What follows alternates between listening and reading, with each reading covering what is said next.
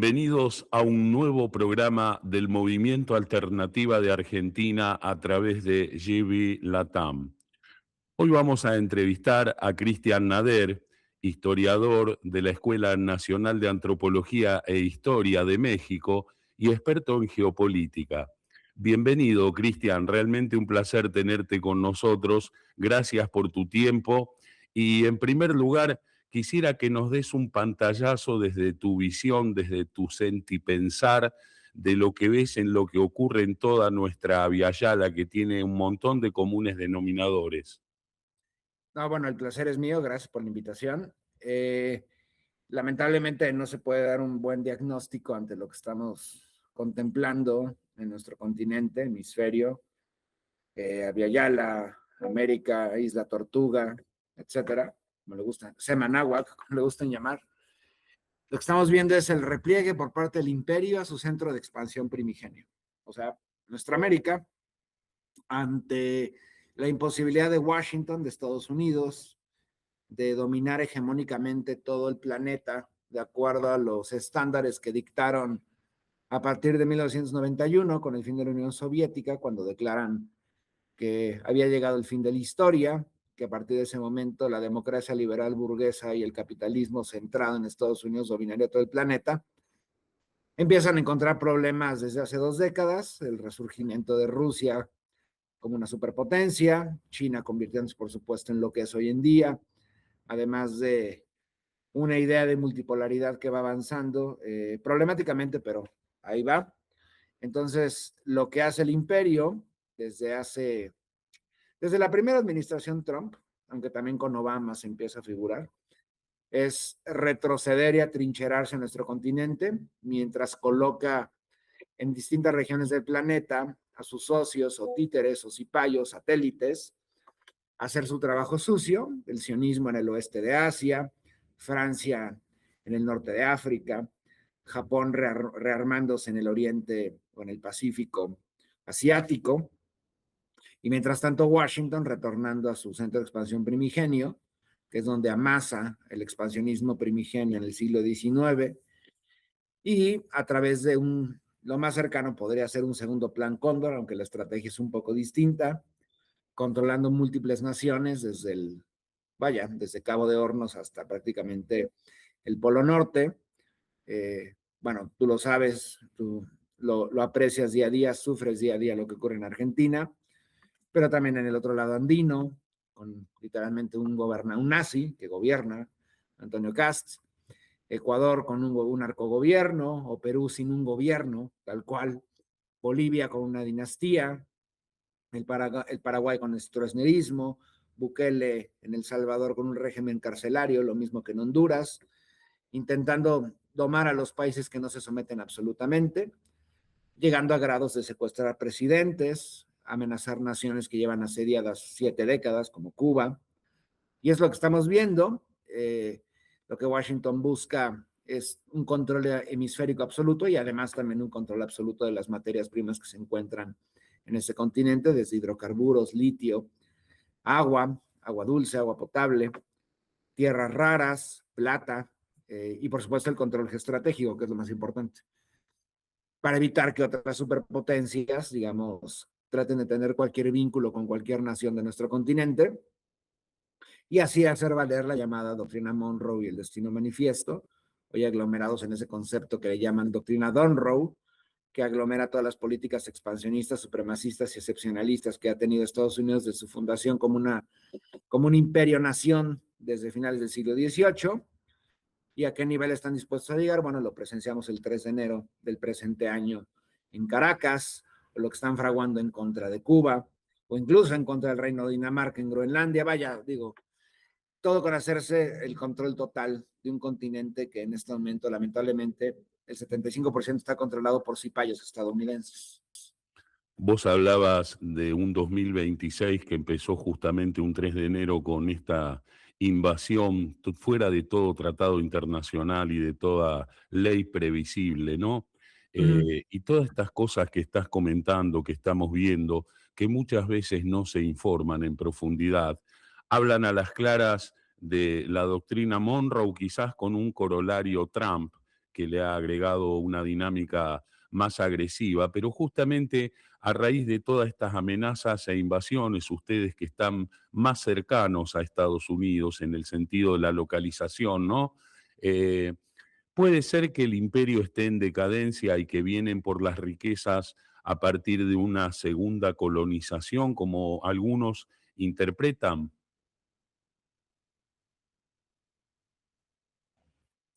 El imperio está en decadencia, justo, es una fase terminal. Eso no quiere decir que esté, vaya, totalmente derrotado.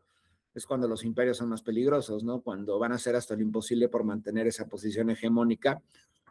Y más como Estados Unidos, que a diferencia de otros, no sé, de otros imperios que se fueron transformando en ello paulatinamente, citando, a ver, un caso importante, interesante, ¿no? No sé, Roma, por ejemplo.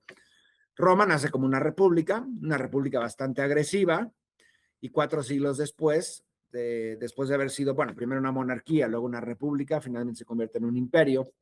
Estados Unidos, a diferencia de lo que fue Roma hace 2200 años, desde que se firma en el Congreso Continental la Declaración de Independencia, Estados Unidos nace como un imperio, pero un imperio que ellos, de acuerdo a sus ideas mesiánicas, como un imperio distinto, como el imperio de la libertad, así le llaman, le siguen llamando de hecho de esa manera, ¿no? Ese imperio de libertad tiene la misión, de acuerdo al pensamiento supremacista excepcional, de conquistar al mundo entero y llevar la democracia al mundo entero. Obviamente, sabemos que no es una democracia como nosotros podríamos entenderlo igual, en igualdad para todos, sino es el control absoluto por parte de Washington de los destinos de múltiples naciones. Sí, es un segundo proceso expansionista, mucho más agresivo que el anterior, simplemente por el nivel de la tecnología actual. No es comparable con lo ocurrido en el siglo XIX. México es el primer Estado nacional que va a sufrir, de hecho, en aquel siglo antepasado, en 1847, la primera agresión por parte de Washington, que culminó en el 48 con la pérdida de más de la mitad del territorio mexicano. Y paulatinamente lo que buscaba Washington en ese momento es hacerse con el control de las dos costas de Norteamérica. Ellos venían justamente desde la costa atlántica, de la costa oriental, del este, en dirección al oeste, y primero absorben la llamada Nueva Francia, la Francia napoleónica se las vende, y posteriormente viene el exterminio de las 500 naciones y finalmente el control de más de la mitad del territorio mexicano. Y así controlan, tienen acceso al Pacífico, y bueno, lo cual también culmina en 1898 con la guerra en contra de España, que ya era un imperio decrépito en ese momento, pierde sus últimas colonias, y ahí además de tomar el control, por ejemplo, de Filipinas al otro lado del Pacífico, también asegura su sistema de repúblicas agrícolas, con este nombre que además le llaman repúblicas bananeras, en todo el Caribe y en América Central. En este momento lo que ellos buscan es asegurar concretamente, bueno, obviamente la posición geoestratégica, ¿no? Controlar del continente, pero lo que buscan es la mayor cantidad de reservas energéticos que puedan existir en todo el continente. Por ejemplo, de ahí la importancia del llamado triángulo de litio, que ustedes forman parte de ello. Además, gran parte del litio se encuentra en Bolivia, también del lado chileno, y además también los hidrocarburos, de ahí la importancia de Venezuela. Y cualquier materia prima que sirva para un proceso que ellos están fraguando, aunque de manera muy, muy mal planeada, porque ellos buscan un nuevo proceso de reindustrialización de Estados Unidos. ¿Para qué? Para competir con la República Popular de China, que es el mayor motor industrial de todo el planeta. Y de ahí también estas ideas de Trump de tratar de amalgamar toda esta cadena de suministros y de yacimientos de todo el continente para poder competir con China, que al mismo tiempo en otros contextos tiene el control, por ejemplo, de las rutas y de los centros de abastecimiento de tierras raras, por ejemplo, ¿no? Además de energéticos, por la relación que tiene China con Moscú. China no necesita, bueno, prácticamente de mucho, porque tiene el acuerdo energético más importante de la historia. No así Estados Unidos. Estados Unidos paulatinamente está agotando sus reservas de hidrocarburos, es un país productor, pero ya no le queda mucho. Mucho de ese petróleo además se está extrayendo a través de fracking, que es sumamente problemático y contaminante además. Entonces por eso buscan justamente quedarse con el crudo pesado venezolano, y bueno, con todas las riquezas. Entonces, sin duda alguna, sí es un segundo proceso expansionista mucho más agresivo, De hecho, hemos visto constantes declaraciones por parte de personajes como el secretario de Estado, Marco Rubio, en los que ha dicho que el orden internacional basado en reglas ya no existe, el que establece además Estados Unidos a partir del 45 en la posguerra de la Segunda Guerra Mundial, que de hecho jamás favorecía a los pueblos, no es que haya sido un sistema de leyes internacionales que haya favorecido al mundo entero, todo lo contrario, siempre favoreció a las superpotencias, el orden institucionalizado a partir de ese momento, y ahora incluso lo están desechando ellos. ¿Por qué? Pues porque eso le impide llevar el nivel de barbarie que ellos quieren aplicar, no lo pueden poner en práctica con ese sistema, ¿no? Entonces estamos pasando a una época extremadamente oscura, porque de por sí la rapiña de los últimos 5 siglos, creada por europeos y posteriormente eurodescendientes, fue brutal.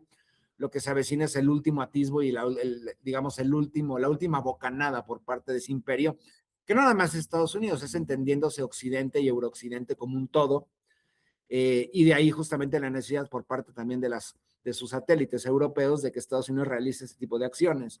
Eso de que están muy inconformes con Trump, que lo dicen públicamente algunos gobiernos, como lo suelen hacer el gobierno de Berlín, el gobierno de París, es bastante hipócrita porque realmente Trump es funcional para las necesidades inmediatas que necesita Occidente. Si Estados Unidos está en crisis, Europa está mucho peor. Europa no tiene realmente ninguna materia prima, a diferencia de Estados Unidos que tiene ciertos yacimientos, por ejemplo, de hidrocarburos. Europa no tiene absolutamente nada.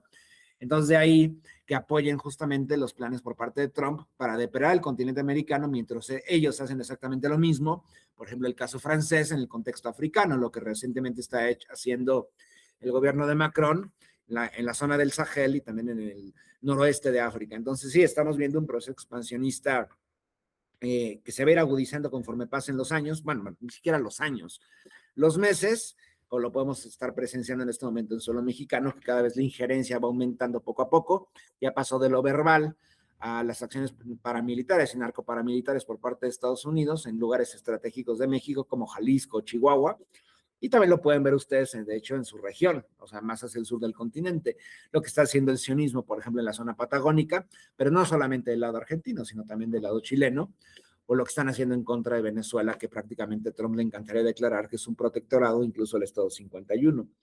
Y en ese escenario nos encontramos en este instante. Muchas gracias. Te voy a llevar a un campo más sensible, ¿no? Sí. Quisiera que desde la parte antropológica nos regales tu punto de vista ante una situación muy complicada que vive la humanidad, de las tantas, ¿no? De las cuales vos hablabas. Estamos prácticamente presenciando un genocidio por televisión Sí. y se nota que hay un alto segmento de gente que permanece indiferente ante esto.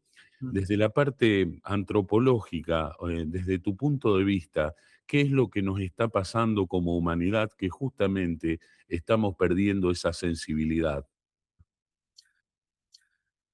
Yo creo que a veces también, debido a que toda la información o el conocimiento que lamentablemente hoy en día se reciben a través pues, de instituciones o en el sistema escolarizado en distintos países, sino a través de los medios, de los conglomerados mediáticos, y dados que ellos a veces están totalmente vinculados a los poderes dominantes, gran parte de la información que un público no necesariamente versado, por ejemplo, en el caso de Palestina, ¿no?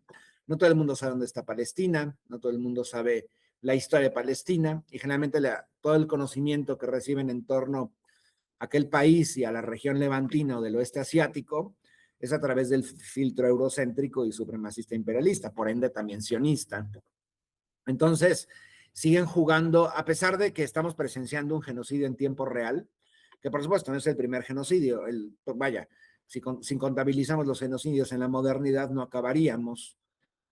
Hace 120 años, 130 años, el mundo no podía presenciar lo que estaba ocurriendo en Congo, por ejemplo, por parte del imperio colonial belga y Leopoldo II, o lo que hicieron los otomanos en contra de los armenios, y bueno, puedo seguir con múltiples casos, ¿no? Pero por primera vez en la historia, por la capacidad tecnológica, los dispositivos, del Internet, podemos verlo, lo cual provoca, creo que, una mayor impotencia entre la gente que medianamente está versada con respecto a lo que ocurre en Palestina y sabe perfectamente que no es como tal un conflicto, sino es una agresión de corte genocidio y de limpieza étnica en contra de un pueblo que comenzó hace 78 años, y eso lo hace todavía que tengamos mayor impotencia, porque lo estamos presenciando, las instituciones lo están presenciando y no ven absolutamente un dedo para frenarlo, lo cual obviamente revela que a nivel institucional, a nivel político, económico, globalmente hablando, todo está subordinado al imperio y por ende al sionismo, que es un proyecto colonial también, orquestado primero por Gran Bretaña, luego de la mano de Francia y finalmente a partir del 48 con Estados Unidos siendo parte del laboratorio de guerra y a través de su prefectura colonial, que es el sionismo. Entonces, como humanidad, o sea, entendiéndose la humanidad en su conjunto, creo que llegamos al punto en que estamos presenciando, sabíamos antes que existía la barbarie, la habíamos visto consecutivamente durante los últimos siglos, pero por primera vez la humanidad en su conjunto, por las posibilidades tecnológicas, está presenciando este proceso y aún así no hace absolutamente nada. No necesariamente porque no quiera, sino porque a veces no hay forma de hacerlo, porque ¿a qué me refiero? Se presiona a las autoridades en distintos contextos, a los gobiernos para que vayan en contra del ente sionista, para que condenen las atrocidades, incluso intervengan directamente. Me atrevería a decir, por ejemplo, en el contexto de los países islámicos, veamos el vecindario inmediato a Palestina, en la región del Mashrek o el Magreb, en el oeste de Asia y en el norte de África. ¿Qué han hecho los gobiernos desde Marruecos hasta Omán? Absolutamente nada. La mayoría están subordinados al sionismo. Y de hecho tienen a los pueblos protestando en contra de esos mismos gobiernos y en contra de la normalización de lazos con el ente sionista. Y en lugar de que exista una recapacitación por parte de aquellos gobiernos, no sé, con los hachemíes, al-Nahyan, al-Maktoum, al-Saud, al-Sisi en Egipto, los hachemíes en Jordania, Mohamed VI en Egipto, no ocurre absolutamente nada, todo lo contrario, ocurren movimientos represivos en contra de los mismos pueblos, lo cual nos quiere decir que la totalidad, por lo menos de aquella región, está subordinada a los intereses imperialistas y, por supuesto, sionistas, exceptuando algunas honrosas excepciones, lo que puede ser el pueblo yemení, o Hezbollah, el suelo libanés, o, por supuesto, el meollo del asunto, ¿no? El pueblo palestino o la República Islámica de Irán. Más allá de eso, el mundo está maniatado frente a ese poderío que lo toca absolutamente todo, porque igual de nociva que la guerra tradicional a través de las bombas es la guerra cognitiva. Y el mundo, los que tienen la capacidad y el privilegio, además, de tener información o fuentes o narrativas distintas, están incapacitados para hacer algo y lamentablemente nos falta mucho por hacer, creo que en el contexto, por ejemplo, nacional mexicano, en cuanto a información a la gente que no tiene la capacidad de tener acceso a otras narrativas. Mucha gente por cuestiones monetarias no tiene, porque el caso mexicano es muy emblemático, ¿no? México es un país de 130 millones de personas, donde el 70% de la población, 60% viven en la pobreza, y de ese porcentaje una importante parte también en la miseria absoluta. Hay un desconocimiento absoluto sobre lo que ocurre al otro lado del mundo y no tienen el tiempo ni el capital para adquirir, digamos, un aparato o internet para saber lo que pasa, ¿no?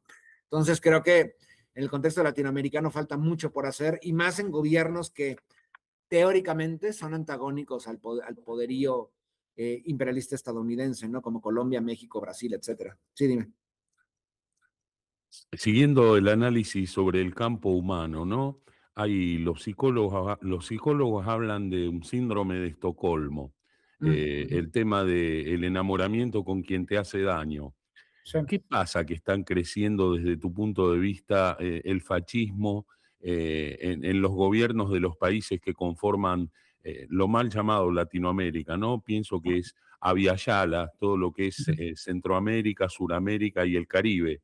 ¿Qué pasa que crecen los gobiernos de derecha a unas sabiendas de que van a aplicar algo similar a lo que fue en las épocas del Plan Cóndor que vos comentabas? Sí, creo que los ejemplos más emblemáticos ocurren en el caso argentino, es indudable. Además, a través de un personaje como Milei, que es una construcción, y se puede rastrear cómo lo construyen, una construcción mediática que interviene el imperialismo y el sionismo. O el caso de Bukele es muy, muy parecido. Además, un traidor a los movimientos. Bueno, el caso del Farabundo Martí en El Salvador es muy emblemático. Creo que eso tiene mucho que ver con, vuelvo a lo mismo, con la guerra cognitiva y el poder de ganarse las mentes y los corazones de población que no está informada, que recibe solo una fuente de información a través de los tradicionales conglomerados mediáticos, la gran prensa, o esta migración que han hecho también a las redes sociales y a las plataformas de video. Que muchos pensábamos hace 20 años, 15 años, que con el surgimiento de nuevas tecnologías como no sé, los blogs o más tarde las plataformas de video, los servicios de streaming y demás, iba a ser la panacea para encontrar otros discursos, otras alternativas, otras perspectivas. Y de pronto los medios tradicionales, ya sea en la prensa, en la radio, en la televisión, empiezan a migrar. Entonces, repentinamente nos encontramos con exactamente con los mismos poderes, pero ahora justamente en las pequeñas pantallas, desde los celulares hasta las computadoras. Y esto también creo que también es un error estratégico por parte de gobiernos que en el momento en que tenían el poder, me refiero a gobiernos populares, tenían que generar alternativas distintas para contrarrestar estos mecanismos de desinformación y de control cognitivo.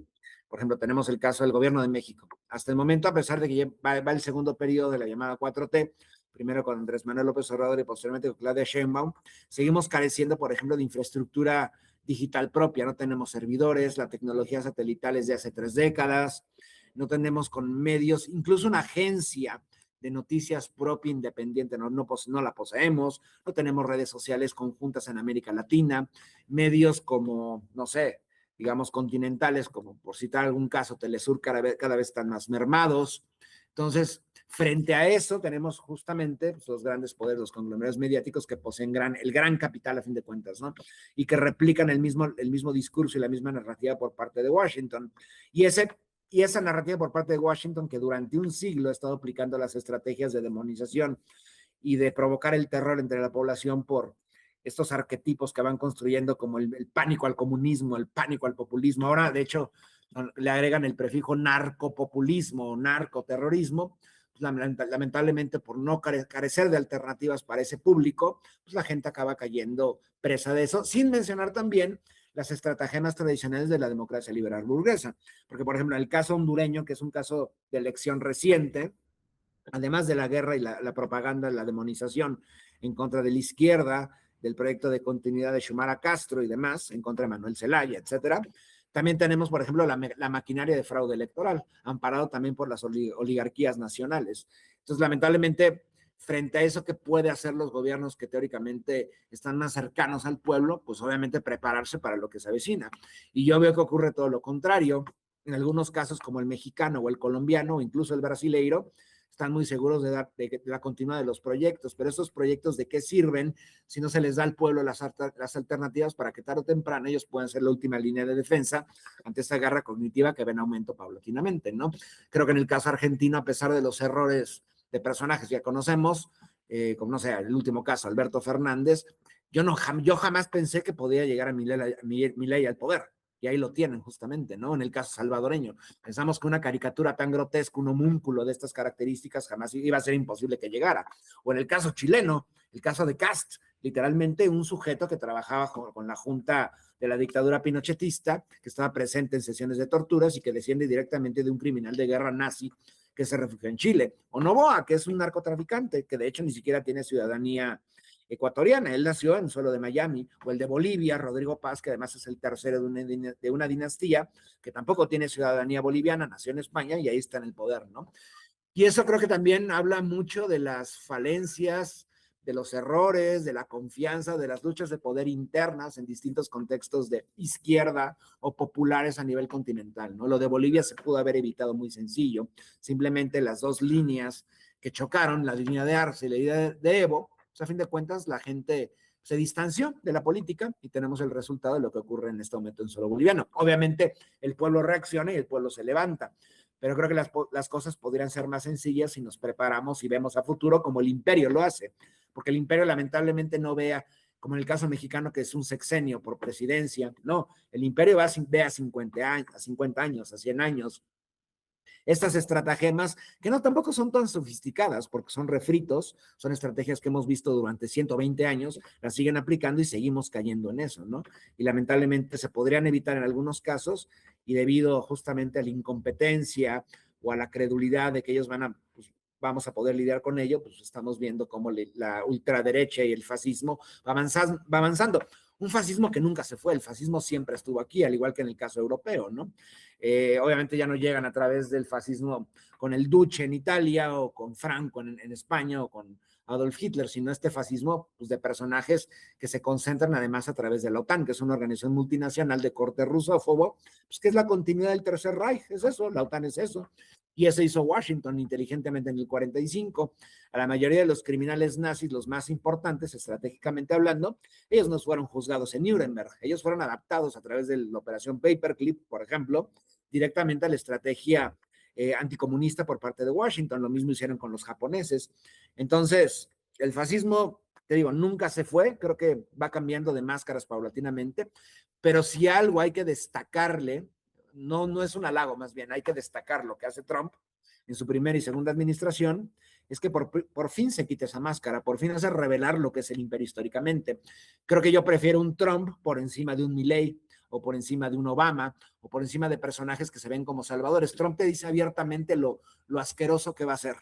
Y eso es históricamente lo que ha sido Estados Unidos. Estados Unidos es un imperio asqueroso, asesino de masas y de múltiples naciones durante 2 siglos y medio, que por cierto estamos a 10 días, a 10 días para que Estados Unidos cumpla 250 años. Y por primera vez tenemos a un Trump que dice las cosas abiertamente tal cual son, ¿no? Ya no se oscure, está con disfraces como Obama o como Biden o como Kennedy. Él te dice abiertamente que pues voy a ir por este país, lo voy a bombardear, voy a secuestrar a su presidente, voy a acabar con este otro país, voy a acabar con una civilización, como se atrevió a decir en contra de la República Islámica de Irán, etcétera, etcétera, ¿no? Cristian, te agradecemos muchísimo en mi nombre, en nombre de todo el movimiento Alternativa de Argentina. Seguramente te vamos a volver a molestar. Para mí fue un placer conocerte y un placer que nos hayas regalado todo tu sentipensar. Y te invito a que cierres vos la nota agradeciéndote y que dejes una reflexión final para la gente que te ve y para ver un diagnóstico como persona preparada que sos, de ver cómo salimos de esto. Digo, bueno, nuevamente muchas gracias por la invitación, Horacio. Es un placer estar aquí, por adaptarte también a veces a mis complejos horarios.